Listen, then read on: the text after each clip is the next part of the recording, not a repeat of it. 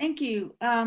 Welcome everybody to the Economic Development Advisory Committee. I'm going to call the meeting to order, and Fabian, if you would please call roll. Sure. Councilor Vihil-Coppler. Here. Kim Abeta Martinez, she's excused. Dr. Camila Bustamante. She's not here yet, or she's excused. Holly Bradshaw Eakes is excused. Ryan Cordova. Here. John Fines. Good morning. Good morning, John. Robert Lurcott.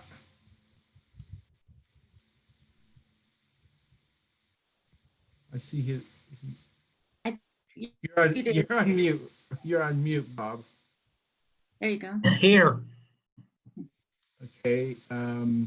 Kate Kennedy. Here. And Sean O'Shea. Here. So you have a quorum. Thank you. The next item is approval of the agenda. Are there changes from staff? There are no changes from staff. All right. What's the pleasure of the board? Move to approve. Do I have a second? Thank you. It's been moved, seconded to approve the agenda. Fabian, will you please call the roll vote? Sure.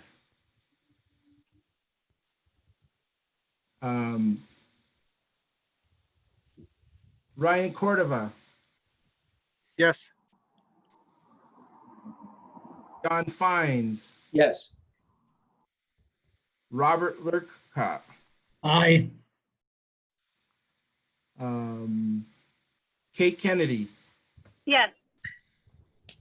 And Sean O'Shea. Yes. So the agenda passes unanimously. I can't remember. Did I vote?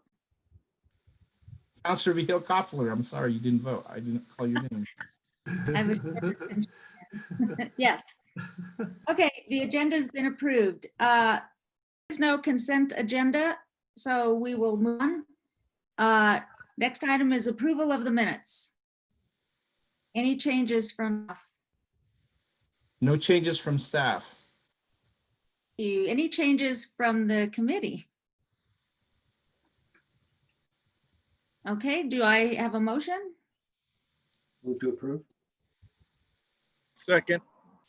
Okay, it's been moved and seconded to approve the minutes. Who- Fabian, Who moved to approve? I did, Fabian, and Ryan seconded. John Fines approved, moved, and Ryan seconded.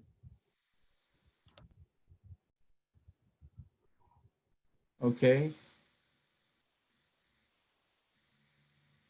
And so the roll call is Chair Vihil-Coppler, yes? Ryan Cordova, Yes. John Fines, Yes. Robert Lurcott, Aye. Kate Kennedy, Yes. Sean O'Shea. Yes. The minutes are approved. All Councilor. right, thank you very much. Before I go to the consent agenda item, I just want to state that I have to take a call somewhere around 12 or after if we're not done with the agenda. And so if I disappear from the screen to take the call, I would like to ask John Fines if you would take over as chair. Certainly. Okay, thank you. And it may not happen, but you never know. Thank you. Okay, we do not have a consent agenda, so we're going to move on from item 6 to number 7, matters from the pub. Is there anyone who expressed an interest, Fabian, to be heard? No, there's no one that expressed an interest. Okay, thank you for that. You're So welcome. next item is the discussion agenda.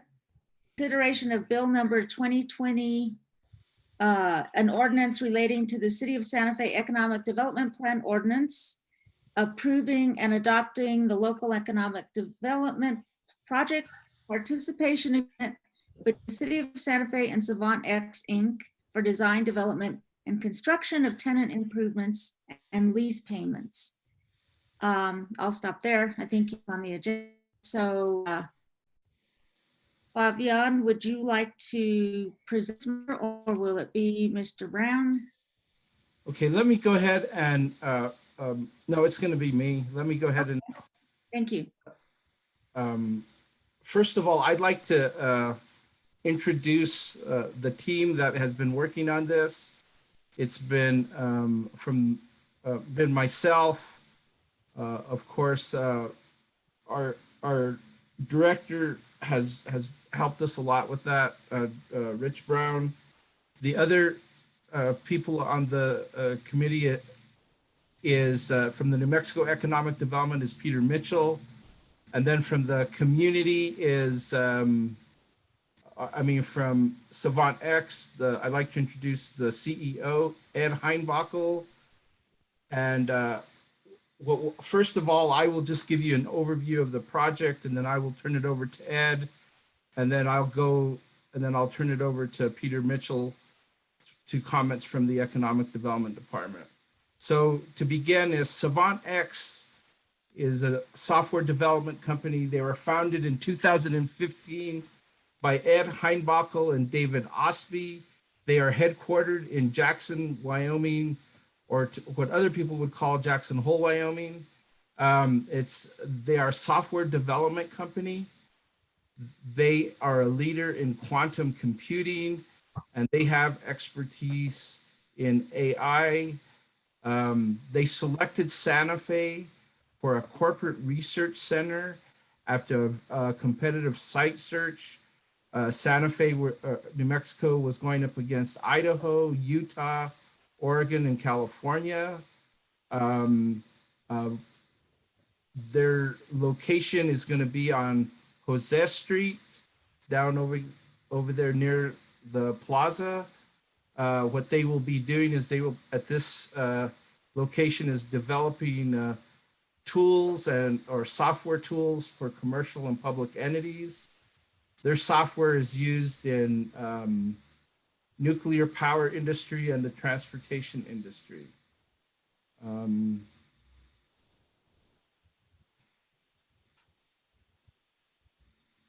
They hold on a second. I'm having.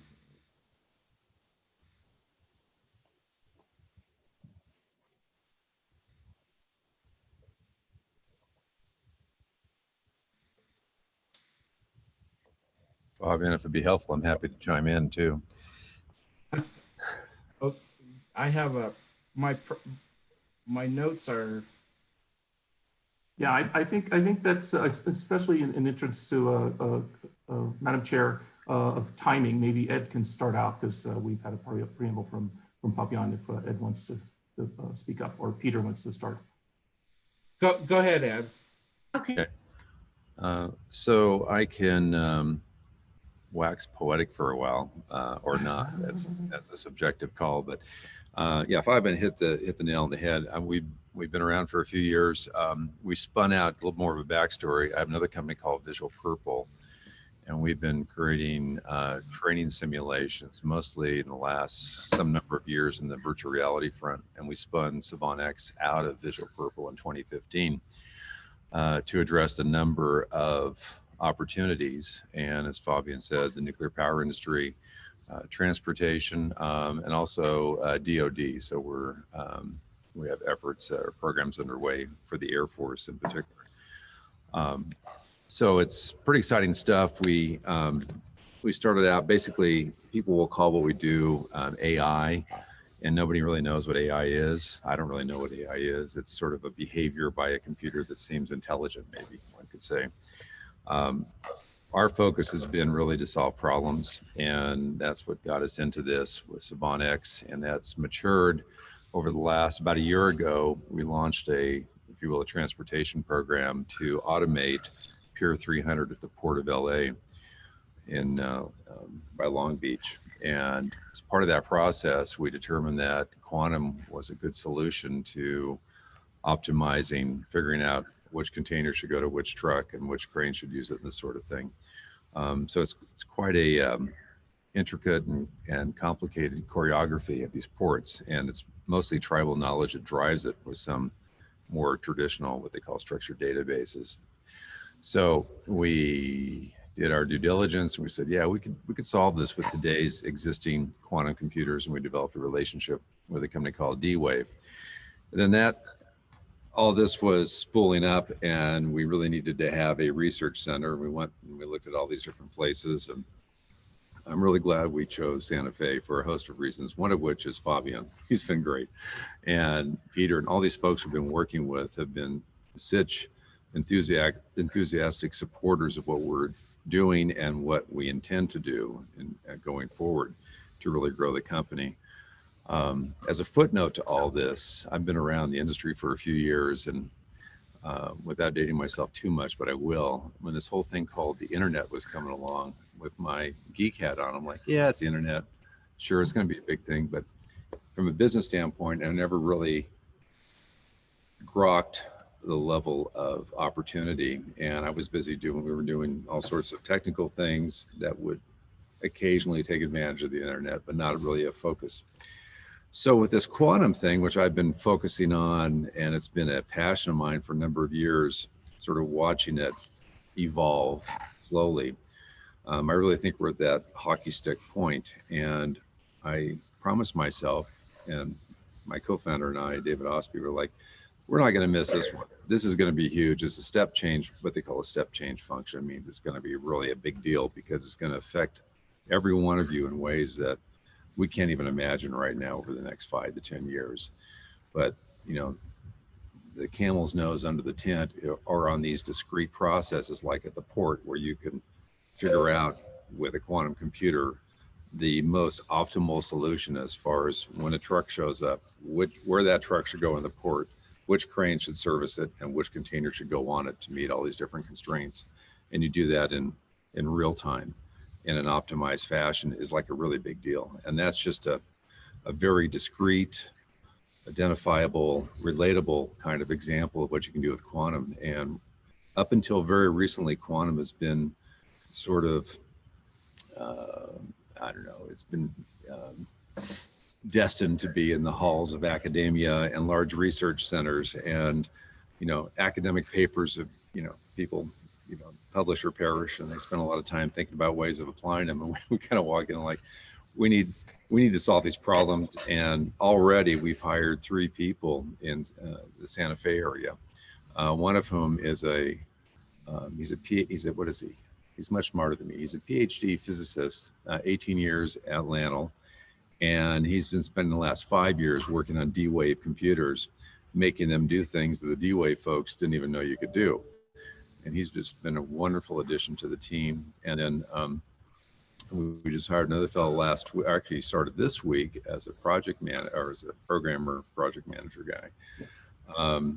And what's great is that was sort of the hope, and the intention was there's a lot of talent between Albuquerque and Los Alamos, and Santa Fe really is that nexus. And we really, you know, we thought long and hard about this and made the commitment to Santa Fe. And it's really great to see Santa Fe, New Mexico making the commitment to us. So we thank you for that. And that really helps get us up on wheels faster and to do more and to attract the talent that we so desperately need. So, you know, I'm looking at the on the agenda piece here, you know, the job creation commitment, you know, with my business hat on, it's like, great, we're going to really grow this capability. And then there's the other part of the equation is, oh my God, we're really going to grow this capability.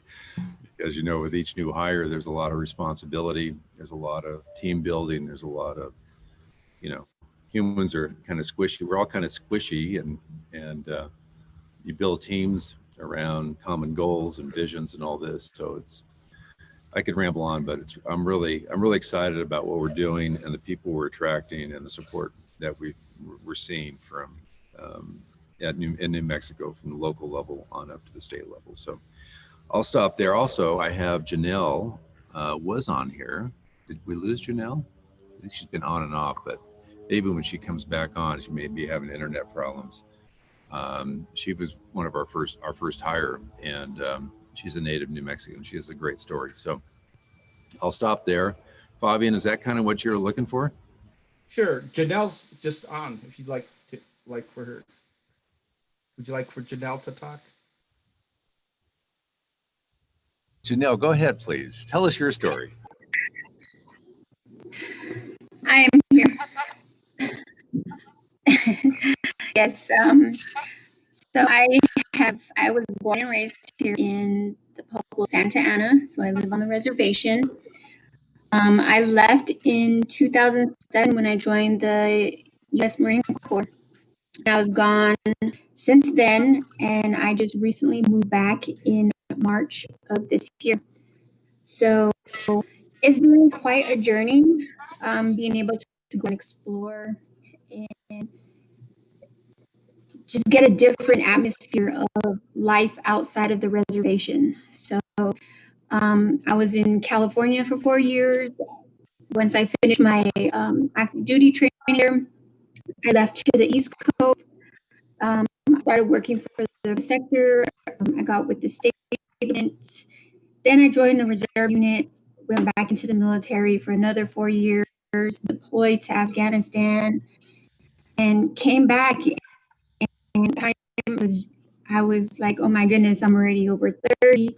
Am I going to start a family soon? And I, sure enough, had a little boy. He is now about to be 1 year old at the end of the month. So he was the main reason for me coming back to New Mexico, because I was the one who drifted off,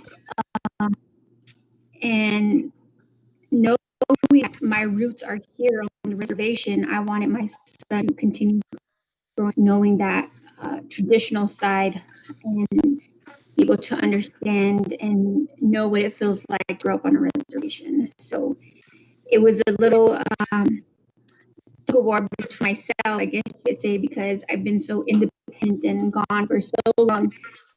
Being able to come back here, and it's amazing, it's great. And during this whole pandemic time, our tribe has been under lockdown since, I believe, March or early April. So it's been quite how I would say, not crazy, but it's just been a little different.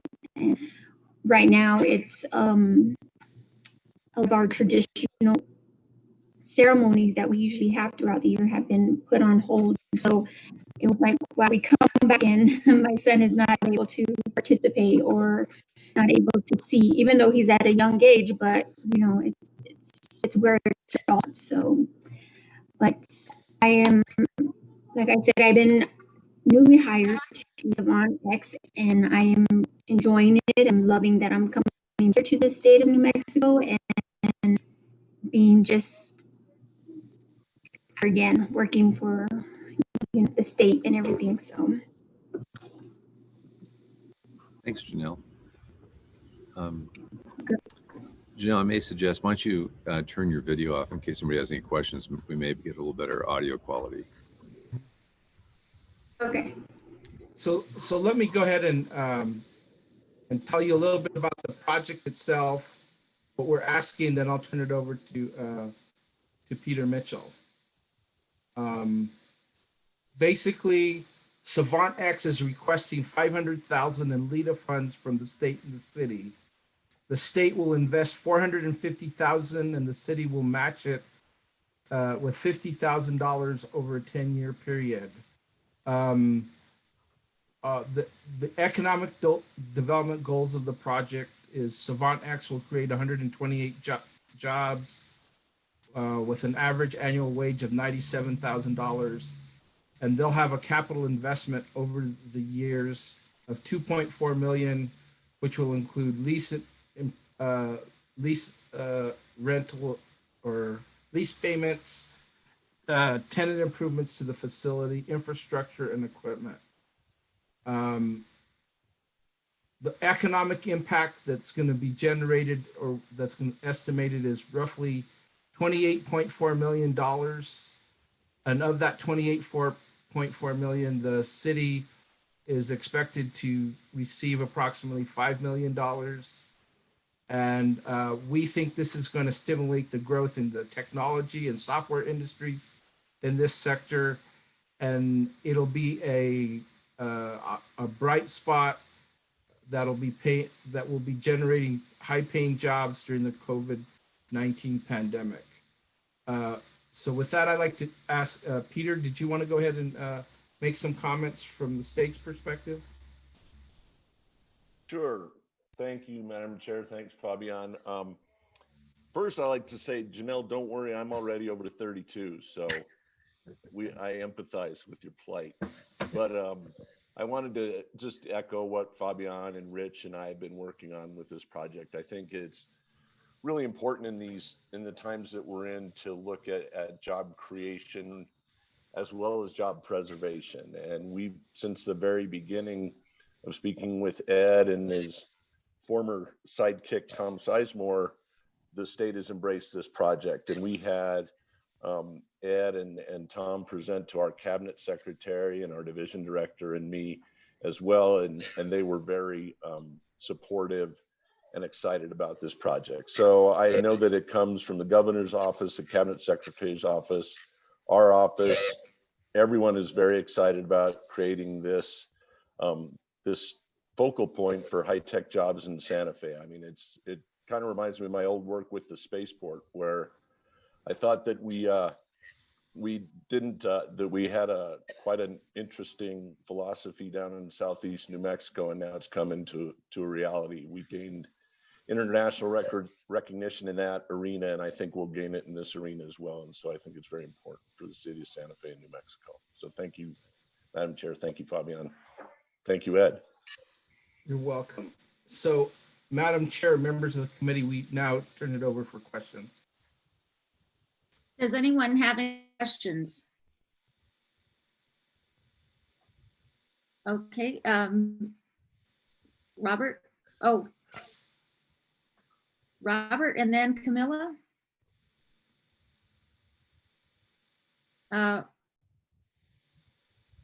Robert, you're muted.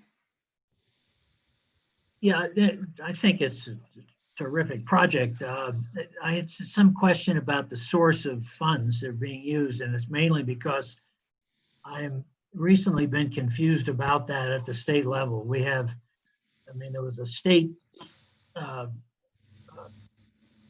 funding for economic development during the pandemic. I've also seen that there's some money that's been given out that was federal, if I understand correctly, federal pandemic monies allocated to the states, which I was unaware had been done. But is this from either of those two sources? Let me make a distinction here, Madam Chair. There are two different LEDA sources.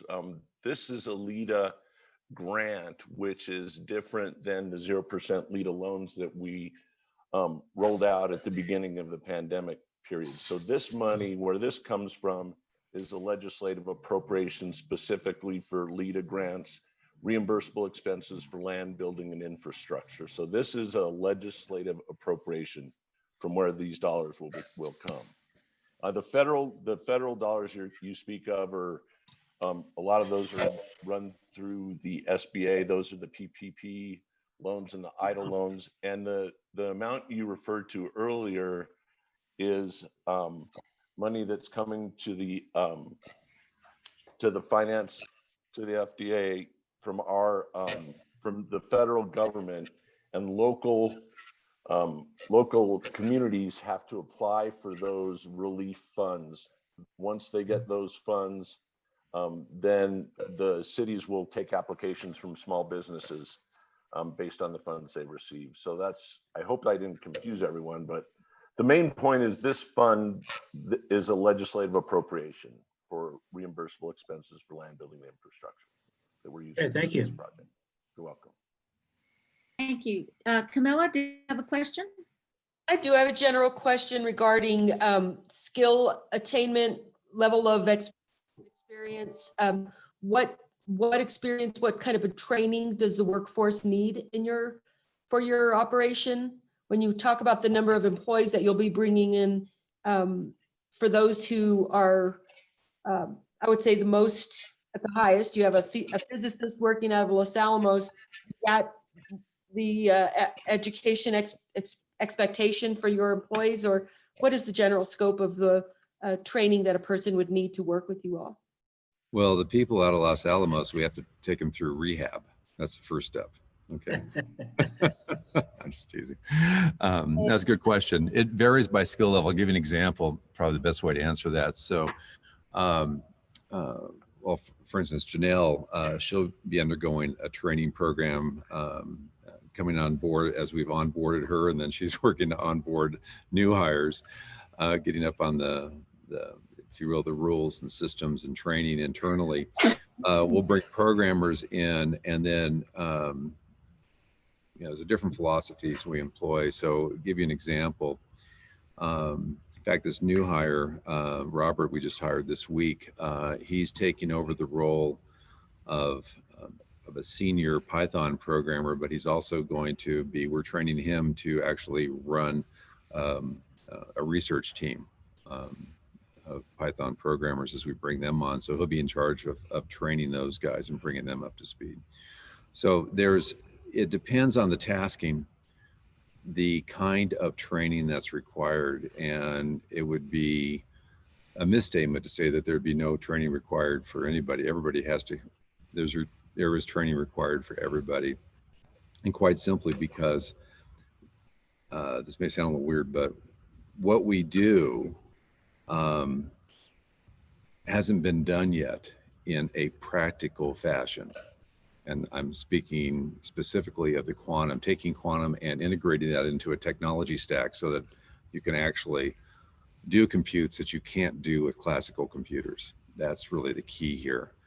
And we basically have to come up with new processes and train our folks on how to approach that. So there is, you know, as being a little tongue in cheek with respect to Michael from the lab, but he's learning a whole new vocabulary. He's learning a whole new perspective, his core competencies and how to make a D-Way do things that other people can't, even the D-Way people, which is really quite fascinating. One of the reasons we hired him.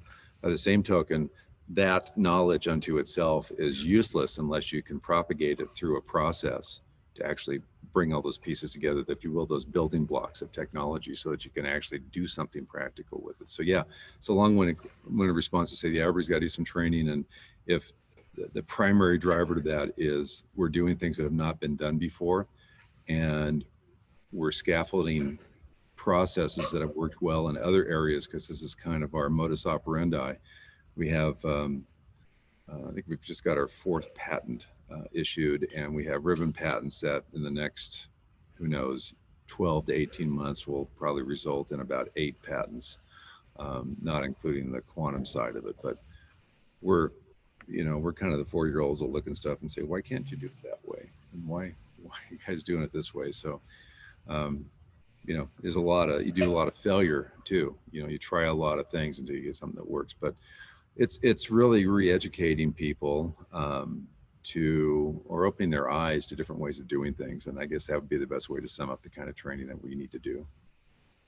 I appreciate that. I'm from the academic sector. I ask that question when we talk about the number of jobs that'll be brought in or created as a result of a new project.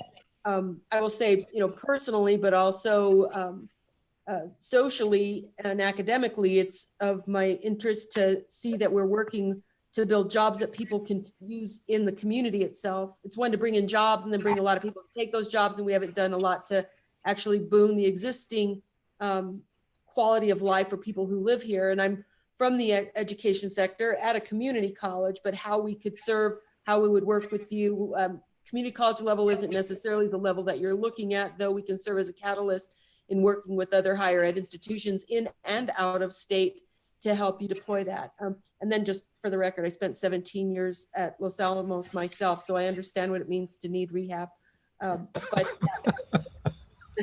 that being said, it's just really trying to get an understanding of what those jobs are, how we can support education for those people who would come into these pretty, it seems highly technical positions. So that's the reason for my question. And if you have other thoughts and issues or interests and ways that would be supported in this endeavor, that would be something that I would want to know more about. Thank So you. yeah, it was a good comment. And just to tag on to that, I'd like to also say that we're kind of, even though we hired Mike, who has a PhD in quantum physics, that's great, but we don't hire based on the pedigree. We hire based on other parameters that are important to us. You know, that we have a no jerk policy. So we have to have people that are fun to work with, that are bright, that are willing to learn and willing to try different things. And to be honest with you, we don't really care if they're all pedigreed up as long as they can contribute to the team. So what does that mean? That means we like to take people that are smart, and they could be from community college. They could have it could be a high school graduate. I really don't care. Or they can be a PhD. And we put them into kind of, if you will, the fun fire of this crucible of, hey, we're taking this and we're actually applying what skills you have. We're going to help you gain more skills, and we're going to solve a problem. So it's kind of analogous to, we're going to rebuild an engine. We're not going to sit around and learn how to use a wrench. We're just going to dive in and we're going to take that engine apart. And by the process of doing that, we're all going to learn how to use the tools. And the outcome of which hopefully we'll all be smarter for that, and we'll all have some perspective on practical applications of the tools or the technology. So, I think, which is, a lot of companies we work with, what we call the bigs, big defense contractors, you don't get hired into those places unless you have a very defined pedigree. And I think that I can understand why they do that, but I think it really limits them in a lot of ways, because they don't get a lot of creative thinkers, and it doesn't give them the opportunity to really grow talent over a period of time. Thank you. Mm-hmm. Anybody else have any questions? Madam Chair, Yes, John? thank you. This one, I'm a big fan of the LEDA program, and I have a lot of trust in Mr. Trujillo and Mr. Mitchell and how LEDA has been administered and goes forward. And also, as I've said before in the committee, anytime that we're looking to help out a company that isn't tourism dependent is also a plus for our community. I have a background in technology, big and small. I've worked for very large and very small entrepreneurial tech companies. I've also worked as an editor and a writer, reporter for a number of tech publications in the past. And I've also had to hire out tech vendors. So in some ways, I'm maybe not the guy you want to have on the committee, because I put a pretty good eagle eye on things, even as I had confidence in the overall spectrum of what we're doing here. But that said, just to share the notes, all I had was to look at the web and your website in addition to the packet. And so a couple things that I saw that might in other circumstances give me a little more pause. Not a lot of press or web mentions, no case studies. That's the coin of the realm for me in technology, is a case study. Now, you mentioned some of those defense contractors. I know that you can't begin to get them to do a case study in some cases. Some of them won't even go there. So I understand that. But I would have liked to have seen some sort of case study. The alternative for that is testimonials, and you did have testimonials in each of your industry sectors, but each one had the same quote from the same Gartner guy, and Gartner's a good company. But then, like even in the case of healthcare, it was the testimonial repeated from the nuclear sector, and just one. So that was a little thin for me. I clicked on your awards, and that took me to a press room, and I didn't realize I was going to the press room, and so I had a little bit of navigational uncertainty for a minute there. There were some awards, but that was mixed in with the press. So that was, I did review that. According to Crunchbase, you've got 1,000 hits per month on your site. That's not huge. So again, I'm not going to discredit you for that. But at the same time, it wasn't something that gave me a lot of confidence. And then social media, and again, look, I get it. The kind of tech that you're doing isn't necessarily a big social media play, not even necessarily a big marketing play sometimes, though I think times are changing and everybody has to get good at that. But you have a Twitter page, and yet the last tweet is 3 years old. You have a Facebook page with 11 followers and no new posts in 2 years, and a YouTube page with 3 videos. And I was glad to finally see videos because they weren't really leveraged on the website. If you look closely at the COVID-19, which again, that was a plus. I was front and center. You had a open research COVID-19 volunteer work that you were doing. And so that was great to see. But you had to look carefully to see that there was actually a video that helped further explain it. It wasn't embedded as a video as such. So I'm getting into the weeds a little bit from a kind of a marketing communication standpoint. But again, when I'm an investor and I've invested in tech, or when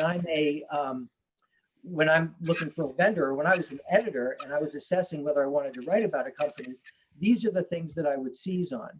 And so those things, you know, usually with the LEDA process, there's a bit more there, and the company's already in New Mexico.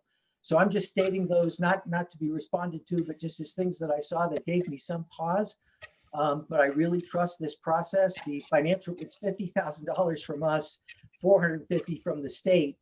And the good accountants tell us that we're going to, you know, we should easily be able to make that money back, and it's collateralized. So we've got, you know, it's backed up. So that makes it a no-brainer for me to vote yes, but I wouldn't be doing my job here if I didn't share some of those other things that I noticed. So thank you. John, I love the due diligence, and I would, you would love talking to our marketing people, because these are things that they've been working on. And quite frankly, the marketing side of it has been not a second or third or fourth order priority, more of a fifth or sixth order priority, because we have deliverables and we're building technology. And one of the things that's an anathema for me personally is, and you see this so often in tech, as I'm sure you're aware, John, all these hype cycles, and you end up with vaporware. And we take a very different, in fact, I just got some, your point on the testimonials. In fact, our marketing gal, she's been out to some of our clients to get testimonials, and I saw some come in actually this morning. You know, we have Gartner, we work with them, we have a subscription with them, and their analysts, they go through about doing the case. Everything you said was like right smack dab. So we're working on all those things, but to be honest with you, it's, you know, right now, the dollars are going into the research. And that's really important for us, because that's the future, and we have to deliver.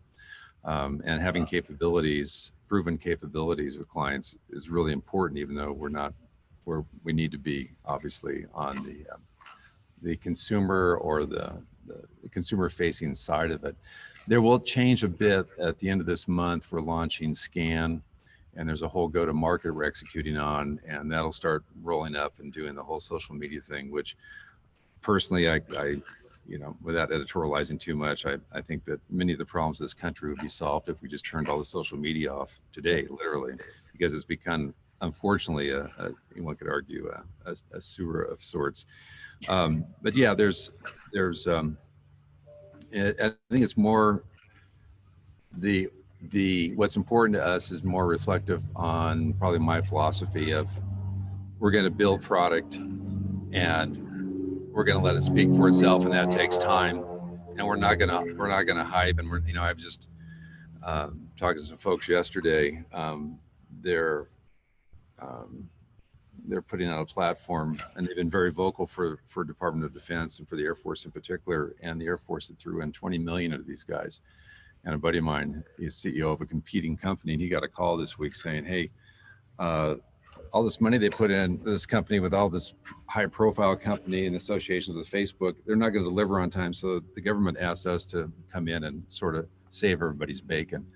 Those are the kinds of situations you do not want to be in. But I would say this guy has top-notch, you know, media blitz, if you will, and he's checked all those boxes. But if he'd put 10% of the money put in that onto product development, he wouldn't be in this. Well, he's going to lose a $20 million contract because of that. But the press looks great.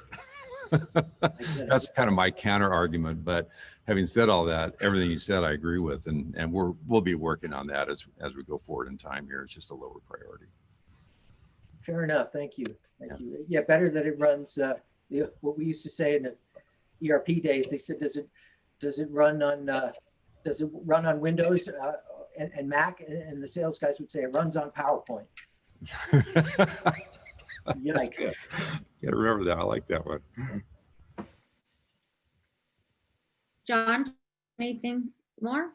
That's it. Thank you, Madam Chair. Okay, you else have any questions? Okay, thank you very much for being here and for your presentation. I see this matter is on discussion agenda. And I'm, we've had actually under action items. I'm sure of the significance here, less it's not a matter that we vote at this meeting. So I will say it's on the agenda for tonight's city council meeting. And I'm a co-sponsor of the legislation. And this has been a good update for me as well for tonight. So with that, This discussion is also an action item. So we're looking for a vote today. oh, that's not my understanding. 'Cause it doesn't say discussion and approval. Anybody? I mean, there's nothing here that says we approve it. Rich, you want to comment on this? I don't know all the rules of Hoyle, but this is a discussion item, and that the EDAC committee does get the opportunity to review and approve. But I think, to Fabian's point, I think discussion item is an action item area. Even just my budget should be on presentation, but this committee, EDAC committee, is actually happening today because we actually have an EDA grant ordinance going through, and all other committees are going on, but this one is specifically because of this legislation. So discussion item is on here for review and approval based upon the rules that have been set out. Right, but I know that if this was on the council agenda under discussion agenda, we wouldn't be able to act on it. It's not public noticed as an approval item. And I think that's the real key. Counselor, it is public notice as as an approval item. It's a public notice in the weekly meeting calendar as an action item. The discussion item is on Prime Gov. I mean, I can change them going forward to action items, but what was sent to the city clerk was an action item agenda. Well, this does come from the city clerk's office. It comes from the meeting notices and such. You know, we're not approving the budget either. I mean, because that's not our role. Right. So item A and B are, have the same weight in terms of, I think, rules of procedure. So, I don't see that anyone is going to be against this, but I really hesitate to violate any Open Meetings Act by voting on an item that I don't believe is presented as an action item, an approval item. Yeah. Madam Chair, question for Fabian, if I could. I'm just wondering if Prime Gov turned it into the title discussion agenda versus action item. They did, but the official agenda that was sent to the what do you call it? That was sent to the city clerk had it under action items. Let me see if I can pull it up and show it to you. Okay.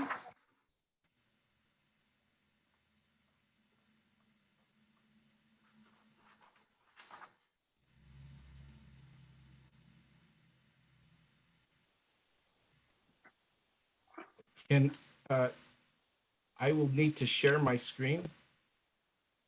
If Joe's still there, Joe, are you on? Could you allow Fabian to share his screen?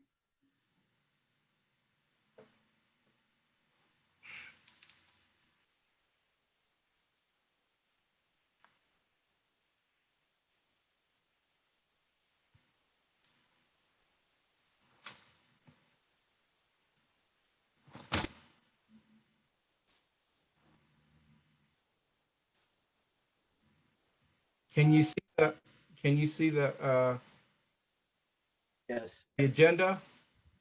Yes. Okay, if you look at this agenda, this is the official agenda that was sent to the city clerk's office. Okay. See it by the stamp down here, received at the city clerk's office, July the 1st. And if you see what it says here, it says action items. Right.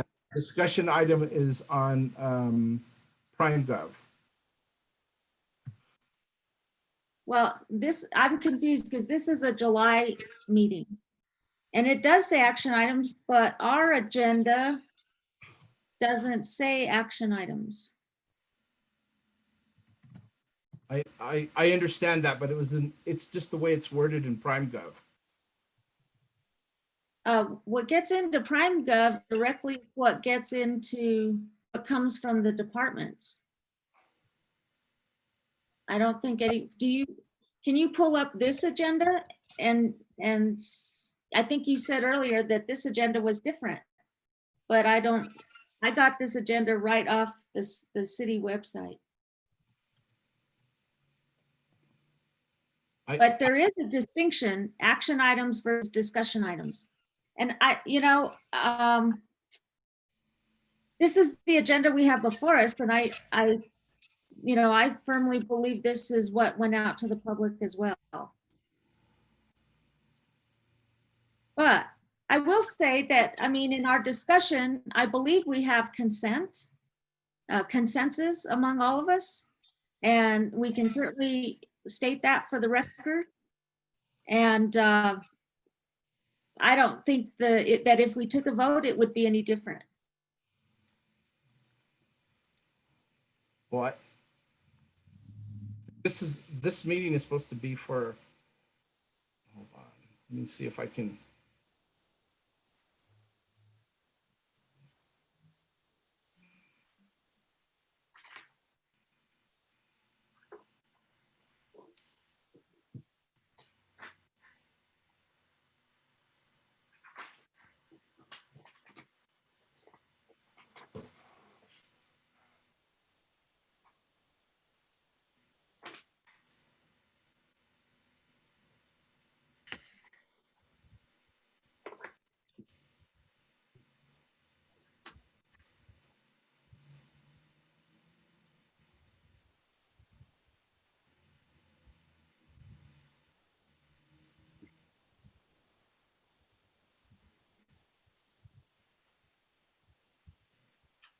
Fabian, can I ask where you at on this right now? My computer's giving me technical issues. Hold on, I'm trying to get you to the. Then you might want to turn your video off if it's down your computer.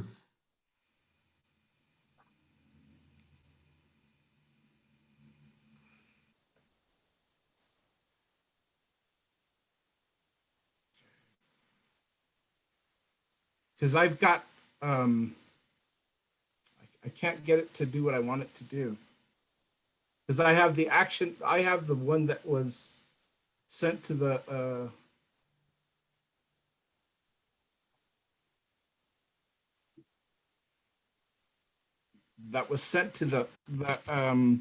city clerk, that has action items on it. Well, all I can say is that this is what I believe, unless anybody here has a different agenda. I believe that this agenda that we're following today is the one that was noticed to the public. So I'm very hesitant about taking a vote when I know it's out of line. So I don't want to violate the public, the Open Meetings Act. So I think I will go ahead and just give, ask everybody to, do we have consensus that this is an item that we support? And you can just wave your hand, yes. Yes, fingers up. So I think we do have consensus. So I'm good with that. Is everybody good with that? I don't want to be called out by the state auditor or state attorney general for violating the Meetings Act, and nor do you. So, it doesn't change the presentation and our support for it. So I'll just thank all the presenters once again. We are in support of your project, and tonight is the vote at City Council, and that's the important one. And so again, thank you, and we'll move on from this item. Thank you. All right. So next item is item B, Office of Economic Fiscal 2021 Budget Overview. Mr. Brown. Excuse Madam me. Chair, quick question. What's your time? Oh, Ed. Oh, thank you very much, Ed. Oh, Do you yeah. have a closing thought? Yeah, if you don't I'll need us recognize- anymore, we'll drop off. If that's okay. Okay. Okay. All right. Thanks, everyone. Thank you. Appreciate your Thank you. time. Yes. Oh, do you have to go too? Or no? I'm sorry. All right, we're on item B, Office of Economic Development 2021 Budget Overview. Rick Brown. Yes. And Madam Chair, quick question. How's your timing? I know you said you had a possible 12. I'm We have good. 7 minutes. You're good? Okay, Yeah. great. So if Joe could give me screen share access, that's good. Oh, looks like I can do it. Okay. Let's see. So give me 1 second. I have to change my screens.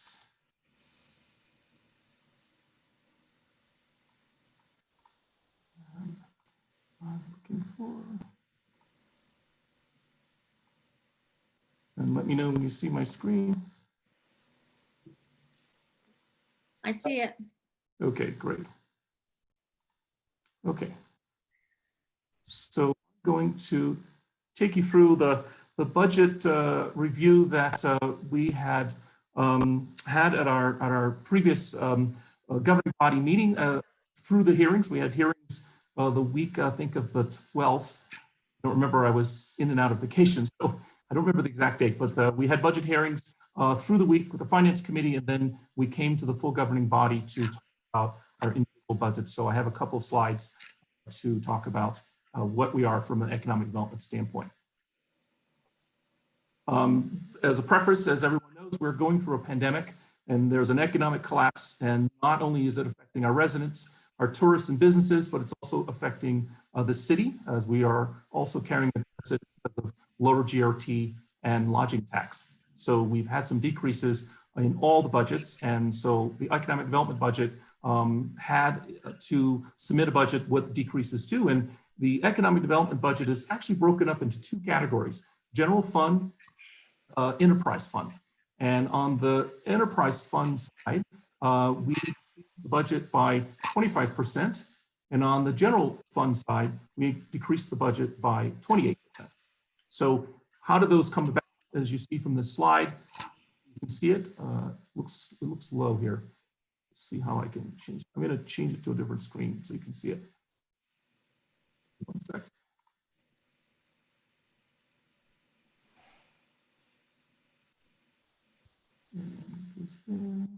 Oops. I'm trying to get the big screen. Screen 2.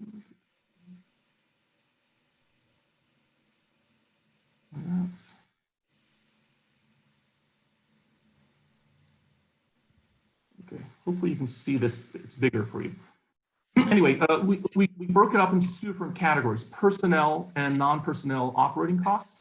And on the personnel side, I am on furlough for pay periods through September with a 15% furlough.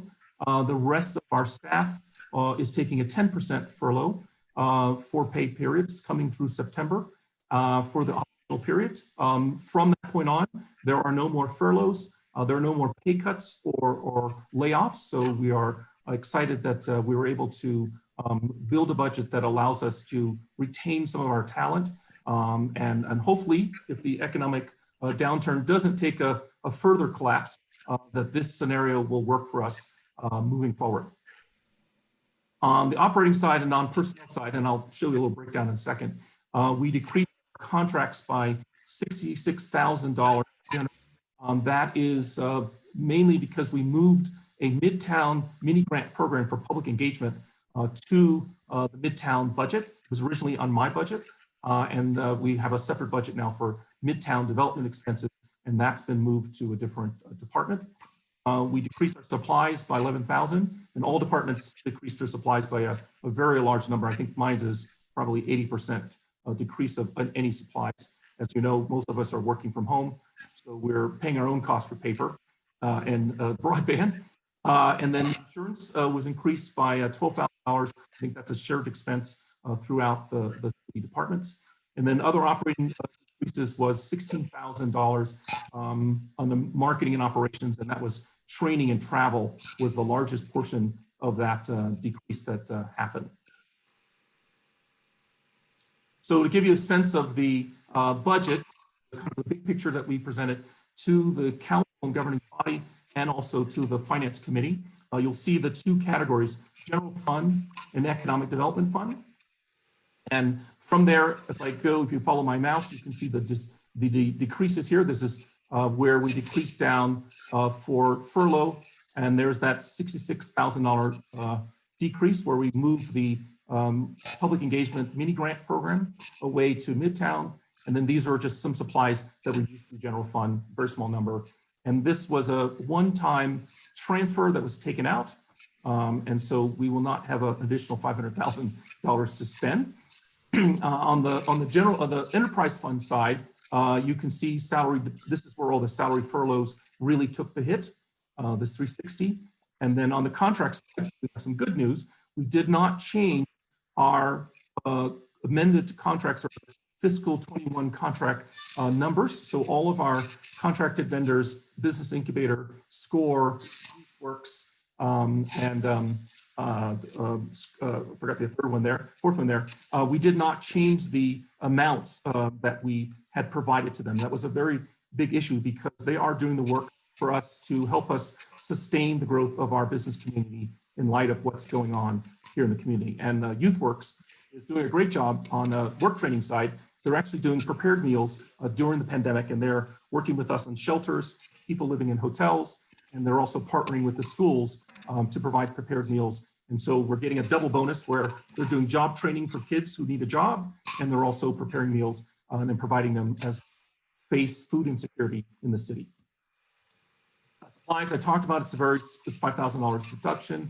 Insurance I spoke about, and then this operating cost here, that's $16,000 I talked about. It was mostly training and travel. We're planning to do some conferences and some professional development, and then going throughout the state. And I think there was one trip out of state, and we reduced that down, and all departments had that reduction coming together. So all in all, our deduction was $686,500, and you can see where these numbers laid out. One key thing I wanted to add was we talked about LEDA today, and within this number right here, we have $268,500 for LEDA grants. We have some current obligations, and now we'd like to add on Savant X, and also Fabian's working on a couple of other targets, which is very exciting for us because it's there's a sign of life that businesses are looking to relocate in Santa Fe, and that we are hoping to work with the state on sharing those costs of LEDA, which keep in mind, they're not 1-year payouts, they're usually over 10 years. Excuse me, Fabian. Rich, I'm sorry. Okay. I don't see a mouse. So where did you say the LEDA funds come out of? What? This 905-430, see this 905-430? You see it went from year to year, did not change. I don't see a. There's a 905-430 in FY20 base. There's a 905-430 in the FY21 recommend. Okay. So that's where the cost for our LEDA investments are. So we kind of have a trust fund for LEDA to use for business recruitment and business expansion. Thank you. So that's sort of the picture of the budget. I stand for questions, Madam Chair, and members of the committee, if you have any questions. Rich, I do want you to cover the proposed organizational chart that the mayor's proposing in reorganization. Yes, that would be my next group of slides. Oh, okay. Any questions from the committee, Madam Chair? I can't see everyone at once on Oh, this. then I'll close my screen and I'll open it up again. 1 sec. There you go. Okay. Anybody with questions? Okay, John? Thanks, Mr. Brown. I've long lamented the econ dev budget. I'm sure you've heard me talk about that before. And I feel like your department has come together nicely, and you've embraced the job you're still new to it, but you've embraced it in a strong way, especially during these hard times. And I believe that in hard times, that's when you make the good times. And it's the people who are visionary and strong and make the outreach during hard times who shrink the damage of a bad time and come out strongest. In your budget discussion, and I watched all that finance committee stuff, and I know what a tangle we're in. And I think it might get a little worse as some realities come home to roost, but let's just see and hope not. But was there any discussion about strengthening economic development, finding ways to make no cuts and maybe even additions, so that, like you say, people are looking at Santa Fe now? Who knows what's possible? And if it's going to be a long time before things return to normal, and your department is one of the very few that can change our trajectory. So was there any discussion about leveraging your department and investing in it carefully so that we might do some of those things? Madam Chair, Mr. Fines, thank you for that question. It's a really good question. We see ourselves as entrepreneurial in the Economic Development Department, and I think you're right. One of the key line items that I was sort of adamant about fighting for is that other operating costs. You saw that it only decreased by 16,000, which is travel and training, and I use that because there's marketing there. And so what little I have, it's sort of like a porridge. You have to sort of meet it out to everybody. But what little we have, we are looking at ways to leverage that to sustain and stimulate our economy. And I'm going to talk through some of the stuff the staff's doing, but we are looking at grants. We're looking at partnering with the state on the recovery loan program. We're also looking at job training, because we know that our youth and unemployed need ways to grow, and put jobs into action with businesses that increases our GRT. And so we are definitely looking at ways to take what we have just on the marketing side and look at growth. And also, because we were able to sustain the budgets for the remaining year of our contractors, we will lean upon them also to figure out ways to use the work that they do in the entrepreneur community, in the tech community, the job training community, to help us figure out ways to provide solutions for the coming years. So we have a new normal here. And one of the things I was going to talk about a little later, which I'll talk about now, is that Fabian can give you a little details, but tomorrow we have a series of starts a series of SCORE webinars about the recovery and what is available. And they're going to first talk about the loan fund, which is going to be in Spanish on the 13th, but in English on the 27th. That's one angle we're taking, where it's a very small investment we're making, but it could have a bigger impact, because the last time that SCORE did a webinar of that nature for business loans and business funding, we got about 500 recruits or 500 attendees. Additionally, we're partnering with the county, again, spreading that money around, and partnering with the county to apply for a CARES Act grant, which is money that you don't have to return through the New Mexico CARES Act bounty that they receive from the federal government. So we're hoping that we will receive a share of that money. We looked at our data. We have about 800 businesses that are under 2 million, which is one of the eligibilities, and that we might be able to, through a series of protocols, figure out how we can give out up to $25,000 to businesses that have been affected by this environment. And we know that the time is of essence. So we're trying to leverage some of the money we have right now. Additionally, I am also, I have many hats on, but one of my hats is that we're trying to sell through public notice some of our unused and non-performing land parcels, Santa Fe Estates and the Northwest Quadrant. Those are two in particular. And so that windfall will allow us to take additional money to look at stimulating the economy through different ways to get it out there, both development, construction, reviving or helping the tourism industry or working with them, and then also looking at some of our diversified industries like technology and food to see if we can spark some innovation, both in our immigrant community and our regular community that's been doing a lot of work over the past couple of years. Thank you. Yeah, it's a good answer. There is hay to be made, and I know There's hay to be made. your department can do it even with some of these reductions. So think big and think opportunity, and don't let all these dark clouds, dominate the horizon, because there's always opportunity to come like this. So go for it. Yeah. Thank you. Thank you. Ryan, did you have a question? No? Okay. Camilla, did you? Okay. I just have to say a shout out to Rich and his team because one of the major tenets of sustainability is working with what you have. When times are tough, you look at what you already have. This is something that anybody who's ever seen anything really work in difficult times knows. And I will call Rich Brown and Liz the masters of leverage.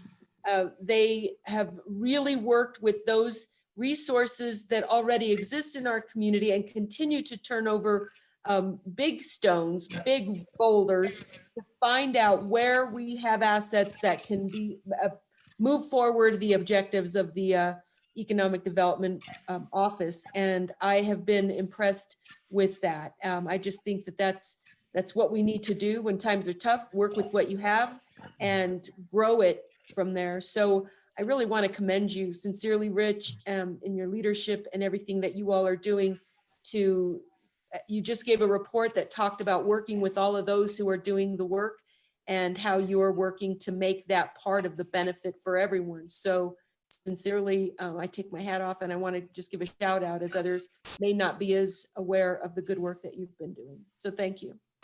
Thank you. Thank you very much. Any other comments? Okay, Rich, go ahead. Oh, okay. So I'll move on to my second layer here. Let's see if I can do this. So, whoops, it doesn't work.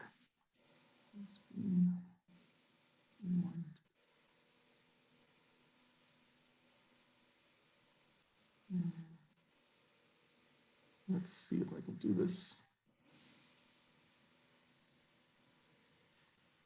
So let me know if you can see my screen. Yes. Okay, so I'm going to take a couple more slides to talk about the proposed community development department, and this is a part of our imagining of City Hall. So thank you, Madam Chair, for allowing me to this is my rehearsal period for this.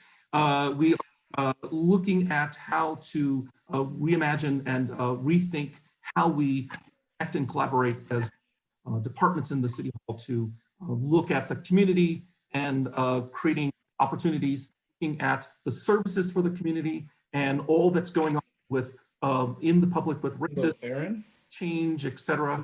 And then also looking at some shared services. Need your help. We're in the middle of the EDAC meeting. Paul, you might want to. Counselor, if you help. Fabian, can you mute your? Fabian, can you mute your? Hold on a second. I don't know if he's on mute. Or Joe maybe can mute. Oh, thank you. Thank you. Sorry. So we are the mayor and the city manager have come to all departments over the last probably 3 months, especially during the pandemic, to look at ways where we can connect together to create new ways to look at what I call the future forecast. What is happening in the future? How are we going to be a city that right now, City Hall, where 60% of the folks do not work in the office, they work at home. The City Hall that is using more technology than we ever had. We've been forced to. And then what do we do to make sure I have these 3 major constituents, residents, tourists, and businesses? How do we figure out how to help them through these tough times and then also see our city into the future? So what I've shown you here is just a proposed context of the department, but at the bottom in the italics is really my talking points or my elevator pitch. What's this all about, right? The CDZ is created to take advantage of our built-in synergies. That means all of our departments working together to do things and be entrepreneurial to increase prosperity and to improve quality of life. So our group is really about improving quality of life. But if you think about our three major audience points, residents, tourists, and businesses, we're also looking at the ways to improve prosperity, because the prosperity on a local level actually trickles down to everyone. So that's kind of the elevator pitch in the context of this community development department. And the mayor and city manager have asked me to take on the leadership role of that department. The next slide really is just the org chart. And the org chart is looking at the different departments that would come together to create this quality of life synergies, affordable housing, arts and culture, economic development, which we have now, planning and land use, recreation, and tourism. And I want to note that EDAC will stay, and EDAC will probably see a lot of the activities of these departments going through the system. So just to let the committee know that anything that we do, especially the things that are entrepreneurial that require ordinances, will probably pass through the EDAC committee because of economic development being kind of a base for this idea of being entrepreneurial to create a better quality of life. I think everyone's familiar with the different departments. If not, I can definitely answer any questions about those. But if you're curious as to how these all work together, keep in mind that housing and land use and planning actually help us as we develop Midtown. Recreation is about quality of life, and quality of life allows us to say, if you're a tourist, guess what? We're working on an outdoor industry, and we want to put recreation not just in parks, but in the ski area and in the trails. Tourism and arts and culture, I'll separate tourism right now. Tourism as a standalone allows us to bring in lodgers tax, GRT dollars, bringing people into the city to help us grow, and also to bring jobs to our different areas of Santa Fe. And arts and culture really is kind of the cultural affairs aspect.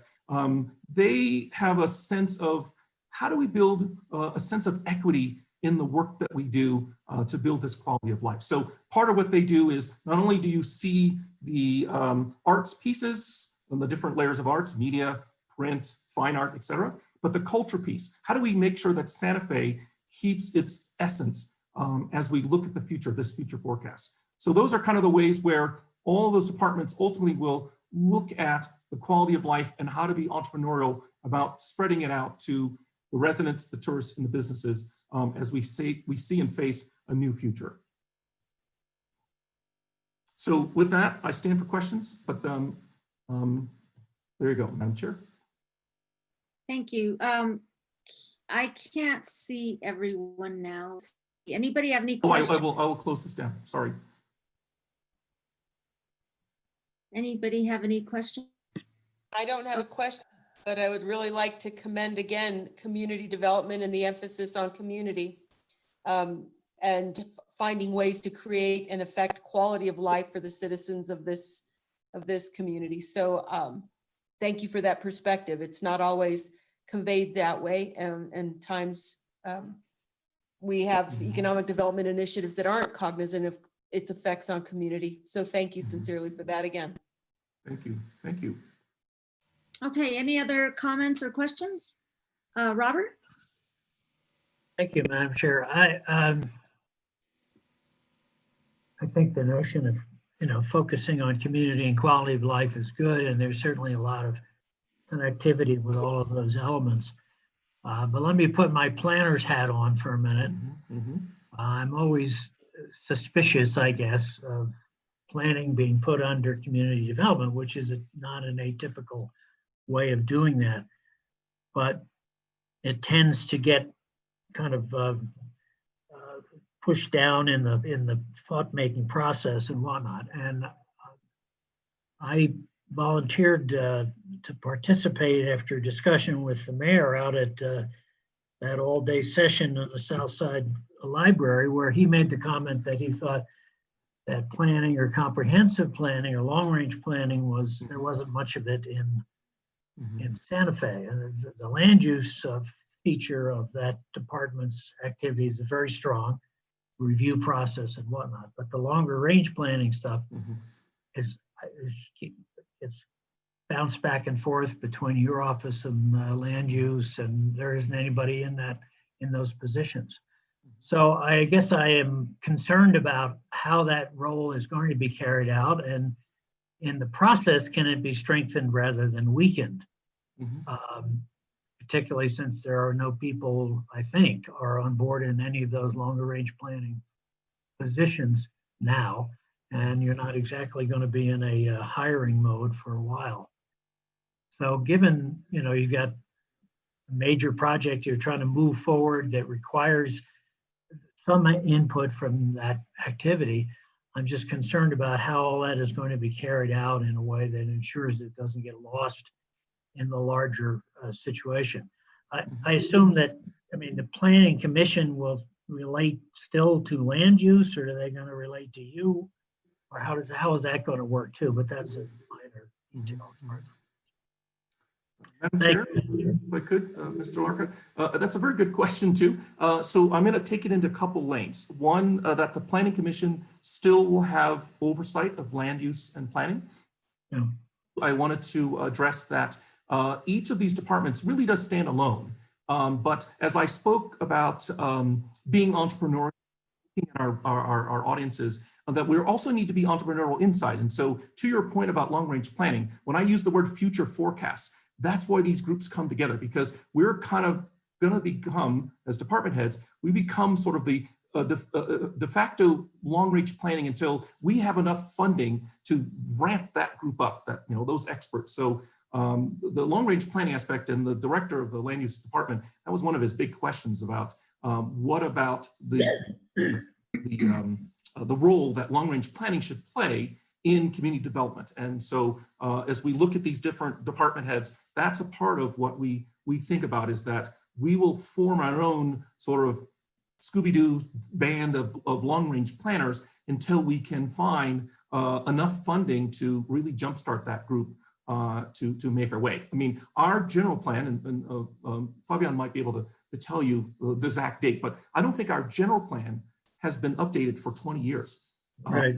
Facing a pandemic, we're facing an economic collapse. And so here we are in a where we don't even know the future. And so we need to think about new ways using technology and collaboration and these ways of sort of adding together equity, dealing with racism, our history. How do we bring all those to bear for the future? And so this group hopefully will, I hope in the next couple months, I'll be able to bring them all onto a EDAC meeting. We can talk about some of the things that we are doing currently to take that idea and bring it to some fruition. You're absolutely right that this kind of timing is when you need to have planning and understand where you're headed, but inevitably, budget-wise, it doesn't happen. And so I worry about it. I'm glad to hear that conceptually you're thinking about it, but it's not an easy thing to pull off, particularly when you're trying to reorganize and sort out all those roles with reduced budget. So good luck. And I will say that I appreciate that our Madam Chair, Coppler, is very entrepreneur herself. So I think she kind of understands, just through, I think, these committee meetings, we can sort of talk through what we have on the table so that she's able to articulate it with me as we get to governing body meetings. Because there's a lot that we're doing, and I want to talk about some of the stuff that the staff's doing. So, but you're right, Mr. Orr, that we do need to not lose sight of the fact that we need to do a long-range planning in any way we can, using the money and the hay we have, actually. So. Thank you, Madam Chair. Thank you. Any other comments or questions? I'll just state that I'm not necessarily in favor of reorganization. I have a lot of questions. I think there wasn't enough enough discussion about this. In fact, I had no discussion about any of this except a phone call from the city manager telling me what they were going to do. I believe more in developing ideas and having at least the body as policymakers being involved in how that's going to look, how that's going to be shaped. And that in my mind didn't happen. with particular emphasis to this, some of these divisions may make sense, but I am not in favor of combining planning and land use here. As you know, I've worked for the city in other times, and I know a great deal about planning and land use because that was one of my charges, was to study how the city's planning and land use department worked at that time. And there's a lot of work that needs to be done in there. And I agree with Robert, when you take an organization as important as this and step it down, I think that that's going to work. I don't think it's effective, and it's big enough and important enough to be a standalone department. So no offense, Rick, but I just don't think it belongs there. And I question recreation belonging in, but I just don't really, as it stands now, I just don't support this. But I thought it's important for you to know that, and I know there could be different opinions on this committee, but it wouldn't be right for me not to express what my sentiments are. So this doesn't go before the governing body till the end of August. Is that right, Rich? Yes, Madam Chair, August 26th. Okay. Thank you for that. And thanks for your presentation. I asked Fabian to put this on the agenda because it's something that is very relevant to this committee. And I don't want you just reading stuff in the newspaper without even having it presented. So there you go. Is there anything? Oh, Fabian, go ahead. Counselor, going on to the previous item, I spoke with the city attorney about how the agenda was noticed, and she told me that we should, it was okay if you would like to vote on it because of the way the item was. She said that you just had to show in discussion that it was noticed, and that the verbiage on the item says request for approval, for review and approval of an ordinance relating to the city of Santa Fe's economic development plan ordinance. And this is the one that was published. Let me see if I can share my screen. Okay. I'll close the item that we were talking about on the budget. Does anybody have any questions before we close that? Okay. So now we're back on the Savant. Right. So if you look at the this is the agenda that's on your screen. Okay, is the official agenda for this meeting. As you can see down at the bottom, it says received at the city clerk's office, August 4th, 5:58 p.m. Okay. And it says action items, and it says request for approval, review and approval of an ordinance relating to the city of Santa Fe. And so I explained all of this to the city attorney, and she says you're okay to vote on this item, and you will not be violating the Open Meetings Act. So is this what the public saw? This is what the public would have seen, yes. I don't, this is what the public saw, because what I'm in now in Prime Gov is what came from the public site. This may have been what went into the city clerk's office within the city, but I don't believe this isn't off Prime Gov, which is what goes to the public. So I'm going to go ahead and let our previous matters stand because I don't believe that's from the, I mean, that was noticed to the public. I mean, I agree it was on there and it went to city clerks, but city clerk then publishes to the in Prime now. And that's what the public saw, because I got this agenda from the public's, public site, which is actually the same as with, when you get into Prime Gov. Okay, I just don't want to have to come back and do this to vote on it. So I don't, would there be any drawbacks, Fabian, to what, to what the city council is going to consider tonight?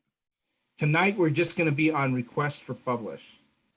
Request to publish is what it's going to be on. There's no, it's not final approval. Not Final formal. approval won't be on until September the 9th. And so it'll go from here to, what do you call it? Finance. To publish, and then it's going to go to the finance committee on August 31st. And then final approval will be before the city council on September the 9th. I mean, I'll ask the city clerk, the city attorney afterwards, but I spoke with her and I read both of the agendas to her, and she said that we could go ahead, that you can go ahead and vote on it if you'd like. Well, I really don't want to do that, because if she's wrong, then it's not her on violating, it's me.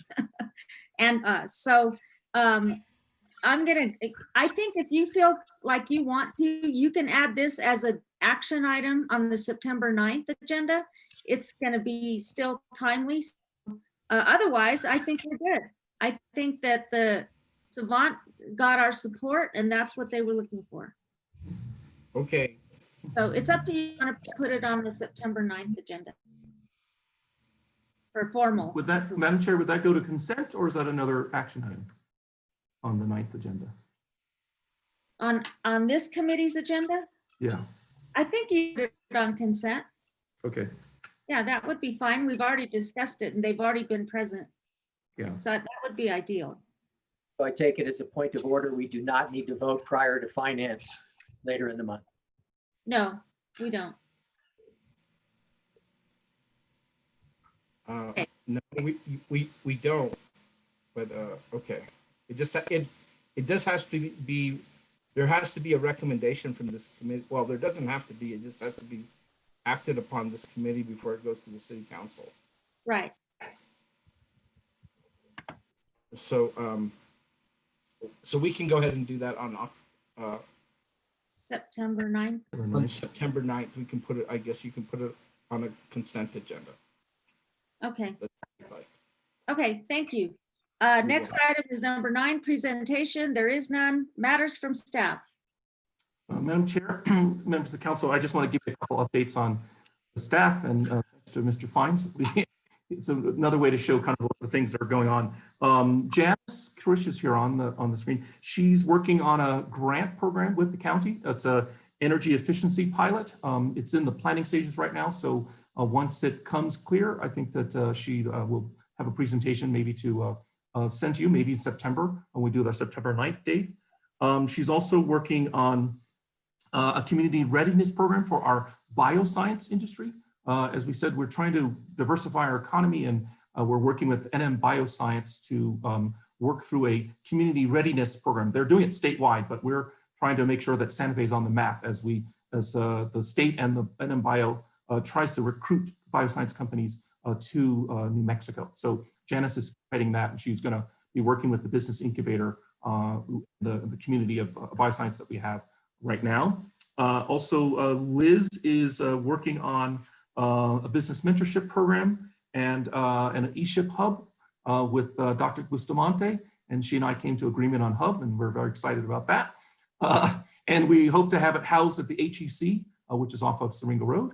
And so we're working on the plans with lots of different ecosystem partners. And once I think that's in a state where we can present, we will bring that to EDAC for a presentation. And also we are looking at, with the COVID spike, there are a lot of issues that surround it. I talked about it, food insecurity, economic insecurity. One other issue that we are dealing with is that there are a lot of school kids in our high-risk zones, zip codes 507 and 707, that are can't go to school because they have family members who are either positive or essential workers. And so we are working with the school system to do a couple things. One, we're hoping to put some buses into the major trailer parks. And actually our Council of Viejo Copplers, District 4, and also District 3, there are 8 major, massive, dense trailer parks where we're working with the public schools. We hope to put some buses that are Wi-Fi enabled, where kids can actually go and do their work. They all get Chromebooks, so they can do their work, whether they social distance on the bus or be around the bus. And then ultimately, we're looking for funding to put antennas, wireless antennas that will connect to our public Wi-Fi program we did in those areas. And most of these large trailer parks have a building, central building, like a community center, and we will put an antenna there that has a 300-foot broad reach, so that those who don't have internet, those who are looking for jobs, those looking for information, and school children can use the free Wi-Fi as a part of our public purpose, again, about quality of life. So Lauren has been very helpful with us in this program with Liz. And on top of that, we are promoting a contact tracing app called Novid, N-O-V-I-D. And Novid is an app that's what I call an early warning system. So it's kind of like a radar system that says, wherever you go, if the app is on, it tells you if you're in proximity to persons who are COVID positive or COVID negative, or once your app is on. And if you are around someone who's COVID positive, it's all anonymous. It will provide you with a little alarm that says, the person that you're in COVID positive in the, let's say the supermarket, that person is 9 degrees of separation from you. So you don't really need to have your umbrella and rain gear for this rainstorm. But if it says the person who is positive in your area is 1 degree separation from you, that's probably your child, your spouse, your partner. And so you know that you need to take some protective measures so that you don't get affected. So we are now promoting this Novid app to help with the county on dealing with data around contact tracing. So wherever you go, if you have this app on, it tells you where you've been, and they brought a dashboard that says, 1,000 people have been around all over the city, and this is what we know so far. So we're working through that, but I wanted to thank Lauren because she's been kind of our guerrilla marketer to get out flyers in our food distribution and food bank partners, and we're about to start to build, we're going to create some yard signs, and it won't say Politics 2020, it's going to say, get the Novid app, where we are as a city.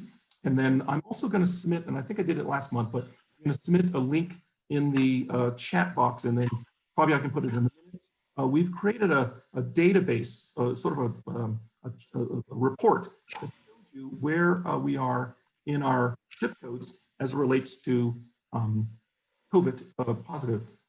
So I'm going to do this to everyone. And you could just save this link, and we get the reports from the county, and then we have a database intern who sends us, or send it to them, and he creates this chart that shows you kind of where we are. And once you look at this chart, you'll see that zip codes 507 and 707 are just growing. And so we see that as a concern. So Liz is working on a campaign with our Santa Fe Promise program that allows us to reach out to those zip codes to help with information, materials, et cetera, to sort of mitigate the spread of COVID. So one last one I wanted to talk about, two things actually. One is that I talked about earlier that Fabian is working with the SCORE partner to do a series of NM Recovery Loan Program webinars. One's tomorrow, it's in Spanish, and then the second one is in the 27th of August, will be in English. And then secondly, I said earlier that we are partnering with the county to help get some funding, we hope to get it, to create a CARES Act grant small business continuity program where in sales of 2 million or below in the year 2019 could be eligible for up to $25,000 in relief money. And so we submitted that to the state, and we're just crossing our fingers that we get that grant. And most grants usually are put to the front of the line when you collaborate. So we are doing this as a collaboration with the county, and we're hoping that we'll know probably the beginning of September, right after Labor Day, whether or not we receive that funding. Those are some updates, Madam Chair and committee, that we're doing in economic development. Great, thank you. A lot of stuff going on. Yes, just yes. And Tip of the iceberg. Thanks to staff for all that you do. It's very much appreciated, very much. Okay, next is matters from the committee. Anybody have any? Very briefly. Just want to remind everybody, two of our August economic powerhouses, Santa Fe Indian Market and the annual burning of Zozobra, are virtual this year. Yes. And I think it's a fantastic opportunity, whether you have personal social media accounts or email, or professional, perhaps social media or newsletter, website. What an awesome time to share with your network that these events are available online, nice as it is to travel to Santa Fe. I know the Indian artists have the best work in the world, and this is a chance to support them and not have to add the airfare. And Zozobra glooms are $1, and you can buy glooms for other people. So I'm sending out a huge announcement to a lot of my media contacts tomorrow, and I just think it's a great opportunity as a community to wrap our arms around these outstanding events and let everyone know that they're virtual and you can participate online. Great. All right, Robert. Oh, you got to take yourself off mute. Madam Chair, thank you. I noticed that we don't have anything on the agenda information-wise for the Midtown project. We were told a while back that was a primary or top priority project, and it just seems to go silent for an awful long time. I would argue that we should have every meeting, we should have an update on where we are on that, since we tend to meet every other month these days anyway. And this is a pretty crucial phase. Again, getting back to the planning part that I was talking about before. Seems to me major decisions are being made or nothing is happening at all. We just don't know. And it seems to me we should be updated on a regular basis as a sort of regular agenda item. Thank you. Madam Chair, can I address that real quick? Yes. Mr. Lockhart, yeah, that's a good question. We're waiting for the progress report, and it just didn't tie into the date of our EDAC meeting. So, but you're right, we want to do a monthly progress, and Daniel's the person who could do that on the presentation. And so as soon as the progress report's out, we're going to share it with our governing body, but be able to present that. So hopefully on the 9th of September, we will have a progress report presentation on Midtown. But just so you know, there is some diligence going on at Midtown where we're trying to get through a zoning planning, because the Midtown is an R5 campus, and for what you need to do for development, it needs to turn into a C2 mixed use development. So we're working through those details. We're also working through trying to figure out the developer needs to create a master plan so that we can sort of create a residual land value of the land, because right now it's one estimate, but if you think about what could be envisioned, there needs to be a different value of that land. So we're not selling it for 10 million when ultimately it's worth 100 million. So there's a lot of number crunching going on from that standpoint. Another update is that Netflix and Sony are currently 2 film productions at the Midtown campus. They've been on hiatus because of COVID, and they're now starting to come back. Their productions are currently in place up until December of this year. And the gentleman who runs the Garson Studios, his name is Claudio. He is taking inquiries from plenty of studios about using that space. As probably everybody knows, streaming TV is a thing right now. And so all the Amazons, the Netflix, the Hulus, et cetera, are looking at any studio they can find to sort of create some content so it doesn't get boring now that Disney Plus and HBO Max, all that stuff is out there. So there are lots of production studios that are waiting in the wings to use our studios, and we're kind of juggling between, does the developer create more studio space at the same time they're trying to rezone, or do what we have right now and we could use the money? And the productions definitely want to step in there once Sony and Netflix are gone. So kind of the update I have right now, but we should have progress report, and I will put it on the agenda for the 9th to make sure that Daniel is here. Robert, go ahead. Madam Chair, thank you, Rich. You said that the developer is going to prepare a master plan. Did I hear that Yes, correctly? that's correct. So that's the kind of thing that I guess worries me, because that would mean that how are we set up to respond to that master plan? We're talking about major tenants, very important, but once you get into tenants, the plan part tends to get shuttled aside and you don't have a solid city side of a plan in order to review and get back to the developer. And so I think we're, as I said earlier, I think we're at a really crucial stage in that regard. And I, for one, would like to understand how that is going to work, how that process works. So the city gets a real chance to argue and the community. Yeah. Get a chance to see a proposed plan and to get some real solid modification to that if necessary to carry out the things that the community at large and the city in particular is interested in. And Madam Chair, if I could, Mr. Lockhart, I think they're creating a development plan. Keep in mind that the campus has really kind of iconic buildings, and then they have buildings that should have been torn down 20 years ago. Yeah. So there's a development plan that needs to work in order for them to make a master plan, because their vision and a proposal doesn't always turn into reality. One of the big things that I found out just a couple weeks ago is that the campus doesn't have enough ingress and egress for roads in order to even do construction. So we have to sort of look at the infrastructure of roads and water, et cetera, in order for them to build a development plan. At the same time, they're trying to change it from an R5 residential to a C2 mixed use. So all those things is Daniel can actually articulate on the 9th, but they're all will go through either a committee, planning commission, land use and planning. Nothing is going to get through because it's such a visible development project that they have to get through that piece. The second piece I want to tell you is that we're trying to launch our public engagement program. We're working through the litigation agreement details with the engagement partner. And so that's going to be phase 2 because the developer has already done Q&A public engagement. So now we're going to do specific on the ground City of Santa Fe deep public engagement. So that's happening too. And that's something Daniel can talk about on September 9th. I would be interested in the how that consultant is supposed to be working on economic analysis and urban design is working on that. And that's sort of based in part, you mentioned egress and access and egress from the site. That seems to me very clear that that is a problem. And from my experience, developers aren't great at things like that. Yeah, they're not happy. How's that? No.